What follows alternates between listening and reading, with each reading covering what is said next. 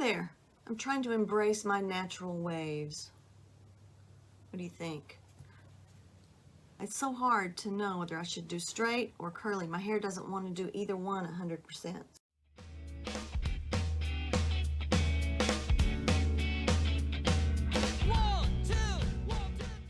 It's been a little while since I've posted a video about leather bags, so I thought I would do that now. This is still my attempt to find that perfect backpack. A few things I want it to be is easy to carry, not too heavy. I prefer unlined bags, and I'm trying to think if there's anything else that's really a go-to, but I'm still searching. I try to be a backpack person. So I decided to get this one. Now this is a vintage Coach. This is the Coach model 9994 in the British tan. It is a drawstring bag in the sense that this pulls, and then when you have this on, it holds it tight. Now it does come with this thing, which both of these loops are supposed to be inside of it and cinches it closed. But I found that that made a bump right in my back, and so I just slid it off and just let it hang. And I just carry it like this, and that puts the straps a little wider apart, and it's more comfortable on my back. It also has this top cutout handle, which I really like. This is what I wanted. I wanted a top handle backpack. It does not have a closure other than the pulling of the strings. So I added this little thing here. You can see that. That keeps the bag closed if you want to. Now the way I carry bags these days is I really just leave my big bag, which be it a tote or a larger purse or this backpack, I leave it in the car. There's not a lot in here that I have to have with me to run into the drugstore.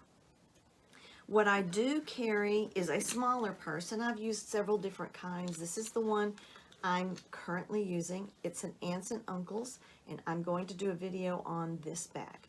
So either check it out now or wait just a little bit and it'll be up very soon. But this is the bag, and I've used different ones. I've talked about them. I've used little hip bags, little pouches, wallets on strings, all those kinds of things. And they all work just fine. But this is the one I'm currently carrying. And it carries everything I need to have with me to run into a store. There are sometimes things that I want close at hand, but they don't have to be right on me. And that's what the big bag is for. So in this bag, currently I have a little planner. I have my garage sale money. I have 2 pouches that carry different kinds of things, and although they look the same, they have different colors. These pouches came with some of my Aunts and Uncles' larger bags. What else do I have in here? Because I'm a flea marketer and I go to estate sales all the time, I have a tape measure and a flashlight. And then there's just a few things in the zipper pouch. Snacks. There's a Sweet and Low in there. Inside this bag, I really like it. It's very simple. It's unlined.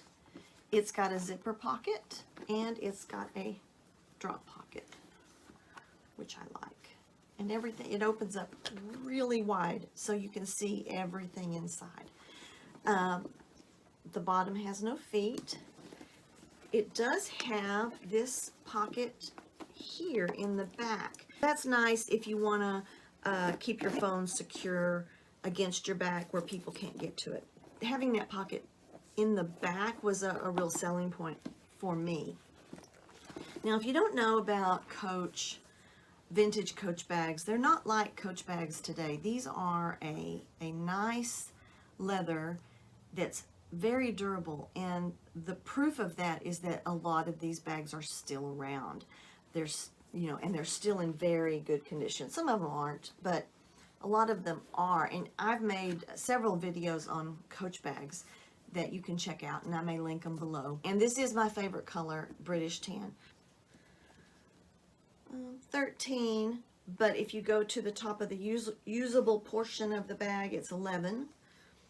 When opened all the way, it's 14.5 inches. The bottom, the depth is 6 inches and 9 inches wide. So you can say it's either the wider here or the wider here. That's your measurement. When you pull the straps, everything comes in. Of course, it closes up really nice. It's got a really good profile when it's on your back. It's not too large and it's not too small. When it's just sitting there, its natural opening is big enough for some sticky hands. So you need to keep that in mind as well. Let me really quickly put this on my back. I'll leave that off so you can see how it closes up. Reload it. And there it is. And I have it on its loosest setting because I wanted it to sort of slouch down. If you're looking for a backpack that is good quality leather, not too heavy, check out the vintage Coach. Now Coach is getting smart again and they're starting to relaunch some of their vintage designs, but I would guess the leather is not quite as quality as this. This does not have a plasticky feel at all. It is what they call glove tanned leather.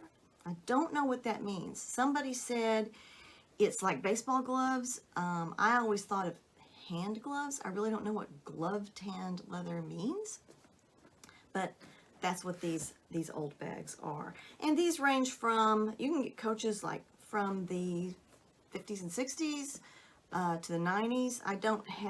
I haven't dated this one, but you can tell the dates a lot of times by the number code that's inside. It's called the Creed. This is the Creed, and it's on the inside of most Coach bags. Some of them were made before there was a Creed. And there's a number down here, and that number tells you a lot about the date. You just have to look up the formula. And it also tells you where it was made. And these were made in the United States, these older ones, many of them, not all of them. But it's nice to know that something was made in America. Right now, I think Made in America is really, really important because we're learning what the consequences of not having stuff made here is. When you buy vintage from an American seller, you keep the money in the United States, and that helps our economy too. So I'm going to show you a couple of my other Coach bags in the British tan color. Over the past few years, I've had many Coach bags. Most of them I've just purchased to resell. A few of them I've carried, and I have narrowed my collection down to these 4 bags. So this one I just talked about, that aside. This is a nice small sized crossbody. Crossbody. It's about a 21.5 inch drop at the longest setting. It's also a good shoulder. It's a good small carry. Again, unlined, which I like. I don't like wrestling with a lining. The pocket on it goes, the interior zip pocket goes all the way from end to end. And it has a little outside pocket as well. And this is the number 9944.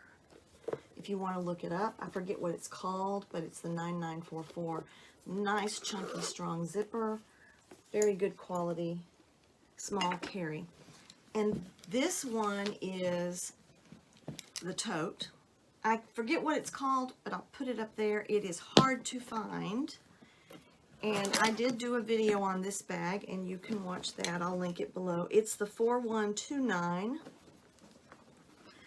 So inside, as you can see, it's another big unlined opening, 1 drop pocket there, a zip pocket on the outside.